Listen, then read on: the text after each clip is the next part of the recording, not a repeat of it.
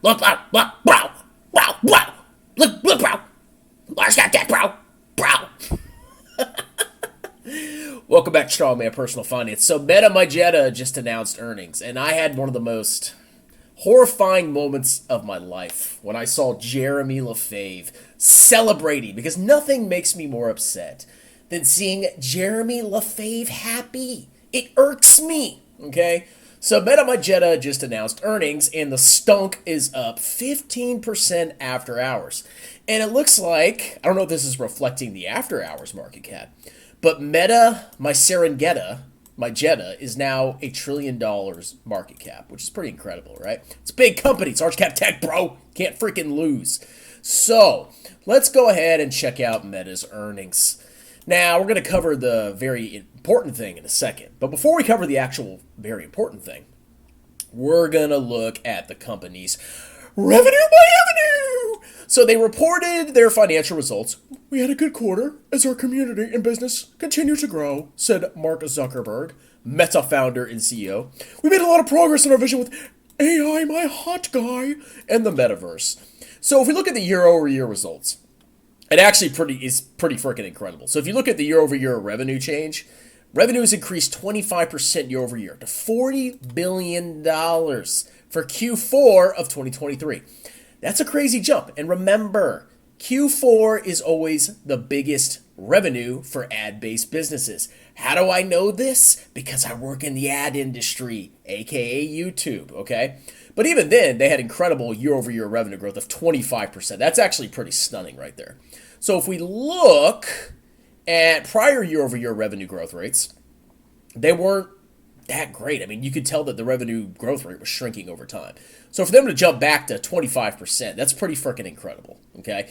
If you look at the overall trend of revenue, I mean, you could see that 40 billion is a lot on there. Imagine another bar there when this updates with 40 billion of revenue. So that's crazy revenue growth. Constant expenses down 8%. So they massively increased revenue and they cut their costs and expenses, with income from operations of 16.3 billion, with an operating margin of 41%. Now, historically, their operating margins were in the high 30s, so it's a good operating margin. Now, why did the stock collapse? Well, they were doing a ton of capital. This is like a year or two ago. They had a ton of capital expenditures. Their free cash flow went to almost zero because they're investing in the metaverse. And you can actually see the contraction in operating margins in 2022. And that's why the stock went down. And now their margins have come back. Pretty crazy, huh? So they're back to their normal. This is probably a little bit better than normal. But remember, this is during the holiday season. And they had diluted earnings per share of 5.33, a massive increase over the prior year of 1.76. That is an incredible swing, which is why the stunk is going freaking crazy. So let's look at the metrics. Family of apps, daily active people, the DAP. DAP, my nut slap. 8% increase. So this massive company that has 3.19 billion people on their apps, well, Sven Carlin says some of them are made up. I don't know what the case is. But they increased their users for all their family of apps by 8%. Monthly active people is up 6%. Facebook, my Acebook, is up 6% to 2.11 billion people. Now, the beauty of Facebook is that it allows businesses to advertise. As a matter of fact, I use Facebook to advertise my business, my tax business. And if you want me to do your taxes, you can click the link below. But it's a very useful tool to advertise, and that's how big chunk of how Meta makes their money, okay? Monthly active users, 3 billion, okay? This is a massive company, and despite that, they're still growing their revenue. Ad impressions, okay? My mother actually mentioned this. In the fourth quarter of 2023, ad impressions delivered over our family of apps increased by 21%. So you can see that their users only grew 8%, but they're able to grow their revenues 25%. And that's because they're basically throwing more ads in your face. I remember my mom was like, all I do is I go on Facebook, and there's freaking ads everywhere. Okay, I was like, well, I should have bought Facebook at that point. So they're throwing more ads in your face, and they're growing their users. So, of course, they're going to, generate more revenue like that. So we already talked about revenue, costs and expenses. Restructuring charges included costs and expenses were 1.15 billion.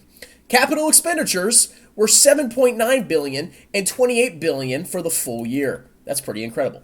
We repurchased 6.32 billion shares in the fourth quarter, and they spent $20 billion on buying back stock for the full year. Okay, so when did the stock start running up? Let's see. How incredible were these repurchases? So basically, as the stunk went up massively, they were buying shares. But, that's just how it goes. Okay, long-term debt. I'm not worried about their debt. Head count. They cut 22% of their employees. Work for Meta, bro, they said. They said work for Meta. So, overall, pretty crazy. We expect first quarter 2024 total revenue to be in the range of 34 to 37 billion. The revenue's going down, bro. That's because ads are in the fourth quarter. Well, they're in every quarter, but ad rates and ad money goes freaking crazy. So let's say they post 34.5 billion in Q1 of 2024, which is on the low range.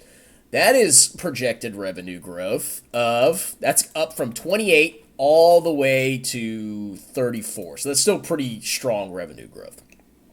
We expect full year 2024 expenses to be in the range of $94 to $99 billion. Imagine spending that much, okay? We anticipate our full year 2024 capital expenditures will be in the range of 30 to 37 billion. So if you look at their capital expenditures, well, I don't think they have it for the full year. But let's look historically at what their capital expenditures were. Take notes, Joseph Carlson. So you can see that they're still massively spending on capital expenditures. And it's, roughly what it was in 2022. I guess this isn't showing this isn't showing the full year of 2023.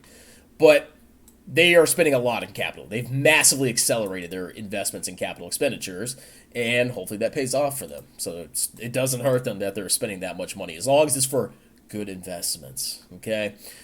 Let's see if we can look at the income statement and see anything crazy here. So we know revenue went up. We know cost of revenue went down. So they cut their cost of goods sold, basically, the cost of the ads. So they increased their gross margin pretty significantly compared to the prior year. R&D is up a little bit, but nothing crazy. They cut marketing and sales, and they cut general and admin. So the whole combination of increasing revenue is cutting the cost of revenue, barely increasing R&D, and slashing marketing and sales and general and admin resulted in a massive increase in profitability, okay? And that's clearly reflected by the earnings per share. We can also see that the weighted average shares used to compute earnings per share attributable to Class A and Class B common stock went down massively. That means they're buying back shares, okay? Let's see. Their balance sheet, do we need to look at this? Are they about to go bankrupt? No, I don't think so. Okay. Let's look at their statement of cash flow. No. So year over year, they grew their cash flow, their operating cash flow pretty significantly. Let's see. So depreciation and amortization is up. They're investing more into capital expenditures, so you have to depreciate it. Share-based compensation is also up. Let's see. Deferred income taxes, impairment charges for facilities consolidation. So it's added back because that's a non-cash expense. An impairment is just like an accounting charge to, reduce the value of some kind of asset on the balance sheet. But it's a non-cash charge. So then we have changes in working capital. Overall, they had a pretty healthy increase. Purchases of property, plant, and equipment is down a little bit year over year. Let's see. Buying back stock actually spent a little bit less than the prior year buying back stock for the 3 months. Interesting. Let's see. Blah, blah, blah, blah. Okay. Now, overall, obviously, amazing earnings. Very good earnings. All of it from advertising. So Facebook is still, or Meta is still primarily advertising. The Reality Labs isn't pulling in that much revenue. And they're still burning massive amounts of money on Reality Labs. So they generated $1 billion of revenue, and they spent 4.6 billion. But the most important thing is this announcement by the team. You want to know what this is why I'm bullish on the stock now. Okay, where is it? Today, Meta's board of directors declared a cash dividend of 50 cents per share on our outstanding common stock, payable on March 26, 2024. Wow, ladies and gentlemen, you are getting a mother effing dividend. Okay. So that's the earnings. I mean, Reality Labs still kind of a money burning piece of trash, but their revenue growth rate, that's actually pretty shocking how much they grew their revenue, and their margins and everything else is starting to look pretty cheery. So basically, the company can afford to pay for Reality Lab and can afford to make all these investments for the future because they make a shit ton of money from ads, and it's a high margin business. And I myself use it, and they solved a lot of that by just throwing more ads in your face. So, very interesting earnings. As a matter of fact, this is 1% of my portfolio in VT. And you guys have a wonderful day. Cheers!